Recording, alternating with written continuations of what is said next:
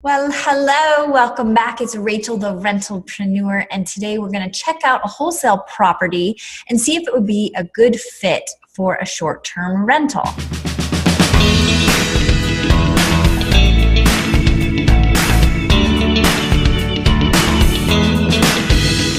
So today I got a listing from one of my wholesale partners, and we're going to explore this listing to see if it makes a viable short-term rental.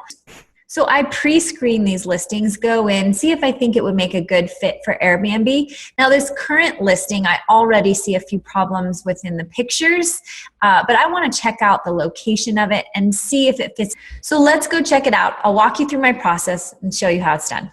This property is offered at $63,860. It's 700 square feet, two beds, one bath. So here we are, you can see the listing. It's very cute. You know, it has a carport, no garage. Looks like it was built in the 50s, and you can see kind of the next door neighbors, those old awnings. So it looks like it's been updated. It's got nice shutters, tree in the front yard. Spacious backyard, pretty simple, not very private. Good shed for storage. Nice hardwood floors. Updated kitchen, you know, nothing too fancy. Gas stove, you know, a little outdated with the cabinets. Some bright bathrooms, still not very modernized. Nice spacious rooms, hardwood floors. This would be great for a short-term rental. Okay, so here we are at Zillow, and we can take a look at the property which was bought possibly by our wholesaler or another investor last year and then resold. So if we check out this property, it's in Louisville, Kentucky, and you can start to see some of the pictures look the same on the outside, but when we know they're the same pictures from the outside because there was that guy in the car standing there. But now let's go inside the property. So it already looks like they made some update, taking out the carpet and replacing the wood paneling. They did a nice job with that. Opening up the windows to give it light, probably a fresh coat of paint. Taking out the unnecessary furniture that's kind of making the space look smaller. There are the swans on the windows, so no major updates to the bathroom. However, you can see the wallpaper was taken off of the bathrooms as well. Looks like they replaced the sink, toilet, and bathtub stay the same. There's the same cabinets. Again, minimal changes to the kitchen except for removing the wallpaper and changing the flooring. Okay, so it's a cute house. However, for a short-term rental, I'm not entirely sold on it. I think we can do better. Let's just check out the area. I'll just zoom out a little bit. We're here in Louisville.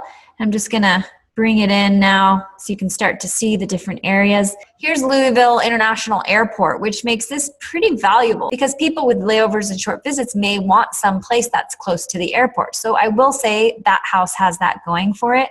But as far as it being really cozy and quaint, that's not necessarily the type of house. It doesn't really have any charm. So we would have to make up for that with the furniture and the furnishings, and that could be more expensive. This is also close to the Kentucky Exposition Fairgrounds, probably where they have the Derby. I'm not sure, I'll have to check on that one. University of Louisville is also not very far right here. So again, another bonus for this property. See, we're gonna go check out on Yelp what's around that area. Our zip code is 40215. Let's see what we can find in this area. Dallas, Texas. Oh, that's why. Let's try Louisville. So it's actually not a bad location with a little bit further investigation. Here's Camden. So here's where our house is. And then here's 1020. So you can see it on this one. Here's the house, here's the 1020 or Southern Boulevard. And then if we zoom out here on Yelp, there's actually quite a bit of action happening not too far away. This has a lot of the location aspects that I really like in a house. The only thing for me is how it's not as updated as I would like it to be, but for convenience sake, this might make a great short-term rental.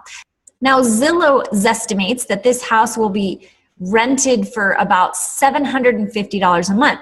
Even if this house was rented for $500 a month, that's pretty good. Let's just say it's at 50% occupancy with 15 nights booked a month, and we were getting $39 a night. That's about $585 or $7,000. I'm not too impressed with those prices, so I don't know if this would make a great short-term rental. Now I'm using the calculator over at my website. Just go to rentalpreneur.com. Now let's just say you have 50% occupancy, but you're getting a lot more for your house. We're getting it on up to $90 a night. Well, that's $1,350 a month, and that's still only at 15 nights a month. Let's just say that's about $15,000, $16,000 a year. You could have that house paid off in 5 years, or use that income to start buying other properties. In the end, I would say keep looking for a house that's a little bit more modern, that has a little bit more charm. But I will give this house one thing. It's got the location. It's a great location. And the last thing I'd want to do is to go into the neighborhood, get a feel for the area, walk around a little bit, and test it out. These things are so important when we're talking about short-term rental. You cannot just go by statistics. You've got to have an understanding of the area, and the house itself attracts the people. So you really want to make that the center point for your short-term rental. And of course, inside, it's got to feel comfortable and cozy to whoever you're attracting in as a guest. Now, if you feel called to be learning more about this information and also about becoming a rentalpreneur and what that entails with the short-term rental market, then be sure to check out my website at rentalpreneur.com and click on the link Academy for my Academy training program. All right, well, that's it for today. I'll see you on the flip side.